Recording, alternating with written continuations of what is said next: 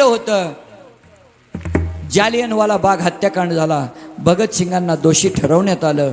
भगतसिंगांची रवानगी जेलमध्ये करण्यात आली. ते भगतसिंग जेलमध्ये असताना एकही दिवस त्यांच्या जीवनातला त्यांनी नियम मोडला नाही. त्यांच्या जीवनामध्ये नियम होता, दररोज जोर बैठका काढायच्या, उठाबशा काढायच्या, अंगातून शरीरातून घाम काढायचा. आणि बघता बघता केस बोर्डावर आली आणि एके दिवशी कोर्टाने निकाल दिला. भगतसिंगांना फाशी ठरली. भगतसिंगांचा फाशीचा दिवस निश्चित झाला. बघता बघता भगतसिंगांचा फाशीचा दिवस उजाडला. तो जेलर आला. असणाऱ्या भगतसिंगांच्या ज्या रूममध्ये भगतसिंग होते त्या रूमच्या दारामध्ये तो जेलर आला आणि जेलर म्हणतोय, आत बघतोय जेलर त्या गजाच्या आतमध्ये भगतसिंग 6 वाजता जोर बैठका काढतायत. सकाळी 6 वाजता जोर बैठका काढतायत. अंगातून घाम निघतोय. भगतसिंगांना तो जेलर हसून बोलतोय, हे भगतसिंग, मूर्ख आहे का रे? तो मूर्ख आहे. अरे आता 9 वाजता आम्ही तुला फासावर लटकवणार आहे आणि तू जोर बैठका काढतोय. काय करणार हे शरीर कमवून? कशासाठी कमवतोय तू शरीर? भगतसिंगांनी सांगितलं, जेलर तुला अक्कल नाही, तुला अजिबात समजणार नाही. अरे 5 वर्षाचा होतो मी, लहान 5 वर्षाचा. माझी आई मला दररोज बागेमध्ये फुलं तोडायला लावायची. मी फुलं तोडून ताटामध्ये घेऊन यायचो. पण माझी आई काय करायची, काही फुलं देवाला व्हायची आणि काही फुलं टाकून द्यायची. एके दिवशी मी आईला विचारलं, आई अगं एवढ्या काट्या कुट्यातून मी ती फुलं तोडून आणतोय ग. काटे टोचले तरी मी फुलं तोडून आणतोय. का? देवासाठी. आणि तू काय करते? काही फुलं देवाला वाहते आणि काही फुलं टाकून देते. असं का करते तो आई? आईने सांगितलं, बाळा, काही फुलं देवाला वाहते याचं कारण आहे, जे ताजी तवानी फुलं आहेत, जी टवटवीत फुलं आहेत, तीच फुलं मी देवाला वाहते. सुकलेली फुलं, कोमेजलेली फुलं देवाला आवडत नाहीत रे बाळा. म्हणून मी चांगली चांगली फुलं देवाला वाहते. अरे माझ्या आईने मी 5 वर्षाचा होतो तेव्हा देवाला फुल वाहताना ताजं तवानं टवटवीत वाहिलं. या भारतभूमीसाठी माझं बलिदान जाणार आहे. या देशासाठी माझा मी देह अर्पण करणार आहे. तो ते शरीर काय मी कोमेजलेलं या देशासाठी अर्पण करू? ते शरीर काय मी असं निस्तेज झालेलं अर्पण करू? अरे माझं शरीर सुद्धा असं ताजं तवानं पाहिजे, तर ती भारत माता मला माझा स्वीकार करेल. म्हणून भगतसिंगांनी सांगितलं. आणि भगतसिंग राजगुरू सुखदेव हसत हसत या भारत मातेसाठी आपला देह अर्पण केला. म्हणून जीवन जगत असताना जगद्गुरु तुकोबरायासारखं जीवन जगा. जीवन जगत असता माऊली ज्ञानोबरायासारखं जगा. जीवन जगत असताना नाथबाबासारखं जगा. जेणेकरून आपल्या जीवनामध्ये त्याग असला पाहिजे. तेव्हाच त्याग जगद्गुरु तुकोबराय अभंगाचे पहिले चरण. सांडोनी उद्वेग भक्ती आम्ही केली. सांडोनी उद्वेग भक्ती आम्ही केली. सांडोनी उद्वेग भक्ती आम्ही केली. सांडोनी उद्वेग भक्ती आम्ही केली. सांडोनी उद्वेग भक्ती आम्ही केली. सांडोनी उद्वेग, सांडोनी उद्वेग भक्ती आम्ही केली. सांडोनी उद्वेग, सांडोनी उद्वेग भक्ती आम्ही केली. सांडोनी उद्वेग भक्ती आम्ही केली.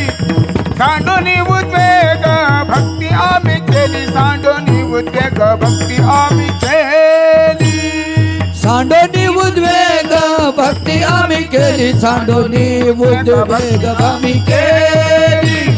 सांडोनी उद्वेग भक्ती आम्ही केली. सांडोनी उद्वेग भक्ती आम्ही केली. पावले हे संग सुख याचे. पावले हे संग सुख याचे. पावले हे संग सुख याचे. पावले संग सुख याचे.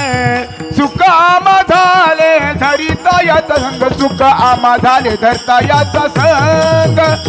सुख आम्हा याचा संग सुख आम्हा झाले धरता याचा संग पावलो संग सुख याचे पावलो संग सुख याचे पावलो संग सुख याचे पावलो संग सुख याचे सुखामा झाले धरता याचा संग सुख आम्हा झाले धरता याचा संग सुखामा झाले धरता याचा संग सुख आम्हा झाले धरता याचा संग धरता याचा संग धरता याचा संग. जय हो. महाराजांनी अभंगाच्या पहिल्या चरणामध्ये पहिल्या कडव्यामध्ये सांगत असताना जगद्गुरु तुकोबाराय म्हणतात, भक्ती आम्ही केली. महाराज तुम्ही भक्ती केली, तुम्ही सांगायला पाहिजे का हो? आता उगा आम्ही एकाच पार्टीची माणसं आम्हीच म्हणायचं आमच्यासारखं कोणी नाही, चालन का हो? तुम्ही भक्ती केली, तुम्हीच कसं काय सांगता? जगद्गुरु तुकोबाराय म्हणले, माझ्या जीवनामध्ये मी तेवढं वैराग्य धारण केलं म्हणून मी सांगतो. सांगावं कुणालाही वाटतं महाराज. आजही आपल्या कुटुंबामध्ये प्रत्येक व्यक्तीला वाटतं मी सांगावं, सगळ्या कुटुंबांना ऐकावं. प्रत्येक माणसाला वाटतं मी या घराचा मालक आहे. प्रत्येकाला वाटतं मी सांगितलेलं सगळ्यांनी ऐकावं, पण असं घडत नाही. जगद्गुरु तुकोबारायांना सांगण्याचा अधिकार आहे महाराज. सांगण्याचा अधिकार कसा आहे हो? जगद्गुरु तुकोबारायांनी जो या ठिकाणी पुरुषार्थ केला तो आत्तापर्यंत कोणी केला नाही. सदेह वैकुंठाला जाणं आणि सदेह वैकुंठावरून परत येणं. आता काय काय म्हणते जगद्गुरु तुकोबारायचा खून झाला, त्या गोष्टीवर मला बोलायचं नाही. जगद्गुरु तुकोबारायला नेण्यासाठी देवाचं विमान आलं. शास्त्र जे सांगते, पुराण जे सांगते, आम्ही तेच मान्य करणार. वडिलाची रीत जाणत असो. काही मागणे हे आम्हा अनुचित, काही मागणे हे आम्हा अनुचित, काही मागणे अनुचित, काही मागणे अनुचित. वडिलांचे रीत जाणत जाणत जाणत कासे,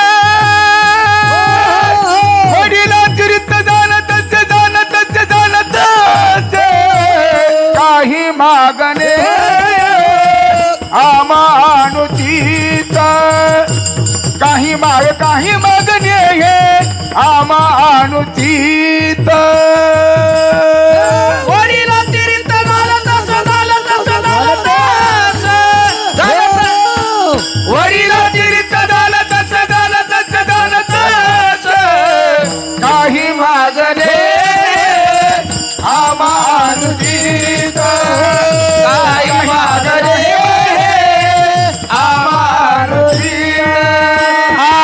काही मागणे अनुचित. वडिलांची रीत झालं तसं, वडिलांची रीत झालं. काही मागणे वडिलांची रीत झालं वडिलांची रीत झालं. काही मागणे हे आम्हा अनुचित, वडिलाची रीत जाणत असे. जी आम्हाला पाठीमागून आलेलं आहे तेच आम्ही त्याचाच वसा घेतलेला आहे. आदिनाथ उमा बीज प्रगटले, मचिंद्रा लादले सहज स्थिती, तेची प्रेममुद्रा गोरक्षा दिदली, पूर्ण कृपा केली गहिनी नाते, वैराग्य तापला सप्रेमिनीवर, ठेवा जो लादला शांती सुख, निर्द्वंद्व निश्वंग, विचारितामयी सुखानंद हृदय स्थिरावला, विरक्तीचे पात्र अन्वयाचे मुख योनी सम्यक आनंद.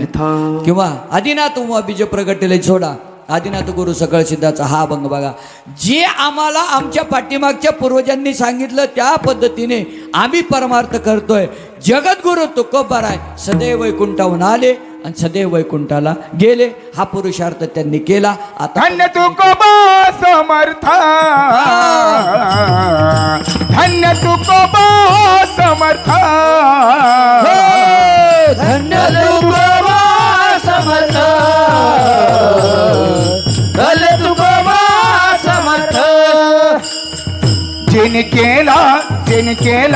जेने केला हा पुरुषार्थ जेने केला पुरुषार्थ धन्य तुकोबा समर्था धन्य तुकोबा समर्था जिनके